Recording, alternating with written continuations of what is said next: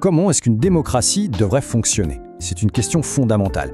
Et juste à côté de nous, en Suisse et en France, on a deux réponses radicalement différentes. Alors plongeons ensemble au cœur de ces deux visions de la gouvernance. Alors la vraie question, c'est qui doit avoir le pouvoir?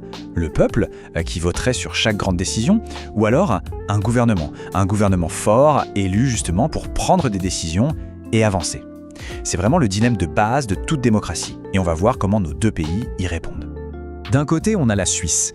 Eux, ils ont misé sur le contrôle citoyen, la démocratie directe.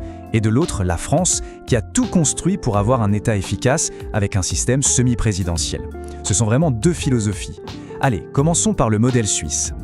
Alors, en Suisse, quand on parle de contrôle citoyen, ce ne sont pas juste des mots. Non, c'est vraiment la réalité politique du quotidien. On peut dire que là-bas, la voix du peuple est vraiment suprême. Ok, mais concrètement, comment ça marche? Eh bien, les citoyens suisses, ils ont trois outils principaux et ils sont assez puissants.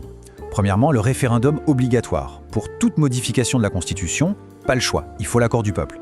Deuxièmement, le référendum facultatif. C'est un peu le carton rouge qu'on peut sortir contre une loi votée par le Parlement.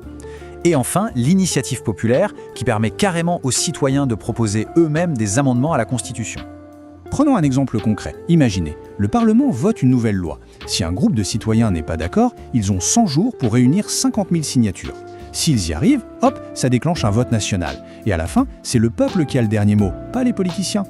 100 000, c'est le nombre des signatures qu'il faut pour proposer une modification de la Constitution. C'est assez incroyable quand on y pense. 100 000 signatures et on peut potentiellement changer les règles du jeu les plus fondamentales du pays. Le pouvoir est vraiment directement entre les mains des citoyens. Et ce graphique, il parle de lui-même. En Suisse, on vote en moyenne 4 fois par an sur des sujets de fond à l'échelle nationale. Mettez ça en face de la plupart des autres démocraties où on vote principalement pour élire des représentants tous les 2, 3 ou 4 ans. Ce n'est juste pas la même échelle. C'est un niveau d'implication citoyenne complètement différent. Allez, on quitte la Suisse et on traverse la frontière pour regarder ce qui se passe en France. Là, c'est une toute autre histoire. Le système français, il n'a pas été pensé de la même manière. Il a été conçu vraiment dans un but très précis. Éviter à tout prix le blocage politique et permettre au gouvernement d'agir de manière décisive. On parle de système semi-présidentiel pour la France. Qu'est-ce que ça veut dire? En gros, c'est un mélange. On a un président qui est élu directement par le peuple et qui a de très grands pouvoirs. Mais on a aussi un Premier ministre et un gouvernement qui sont issus du Parlement. C'est un peu un hybride entre le modèle présidentiel à l'américaine et le modèle parlementaire à l'anglaise. Et pour comprendre ce système, il faut revenir à son architecte, Charles de Gaulle. Il faut savoir qu'il était littéralement hanté par l'instabilité de la 3e et de la 4e République, ces régimes où les gouvernements changeaient tout le temps. Son obsession, c'était de créer un État fort, un système où l'exécutif pourrait enfin gouverner efficacement, sans être paralysé par les jeux politiciens du Parlement. Et la pierre angulaire de ce système, c'est le président. Il a des pouvoirs considérables. C'est lui qui nomme le Premier ministre. C'est lui qui peut dissoudre l'Assemblée nationale, donc renvoyer les députés à de nouvelles élections. Il peut aussi organiser un référendum. Et en cas de crise grave, il dispose de pouvoirs exceptionnels. Bref, tout est fait pour avoir un exécutif fort, bâti pour l'action. Logiquement, pour avoir un exécutif aussi fort, il fallait un contrepoids plus faible. Et c'est le Parlement qui en fait les frais. L'Assemblée nationale a été conçue pour avoir des pouvoirs assez limités. Un exemple qui est assez fou, si le budget n'est pas voté dans les 70 jours, eh bien il peut tout simplement être adopté par ordonnance. L'idée, c'est clair, l'efficacité d'abord, le débat parlementaire ensuite. Voilà. On a donc nos deux modèles, qui sont vraiment deux philosophies différentes de la démocratie. Maintenant, mettons-les côte à côte. C'est le moment de comparer leurs forces, leurs faiblesses, et de voir le compromis que chacun représente. Ce tableau résume bien le match. D'un côté, la Suisse. La source du pouvoir, c'est le peuple, directement. L'outil clé, c'est le référendum et l'initiative. Le grand avantage, une implication citoyenne maximale. L'inconvénient, ça peut être lent, parfois imprévisible.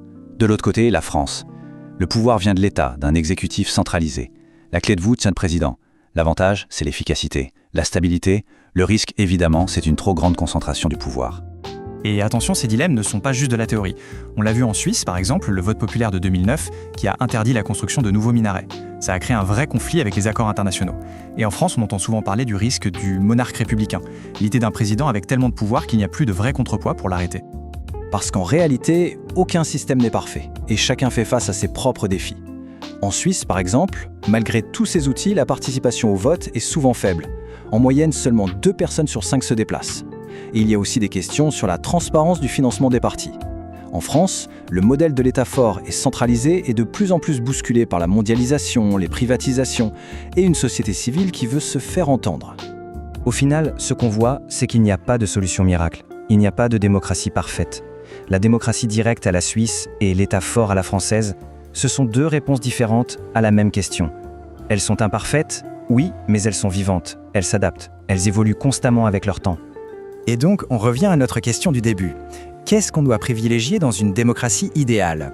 Le contrôle direct par les citoyens, quitte à être plus lent, ou l'action décisive d'un gouvernement, quitte à concentrer le pouvoir? Entre ces deux pôles, il n'y a pas de bonne ou de mauvaise réponse. Chaque démocratie doit sans cesse chercher son propre point d'équilibre.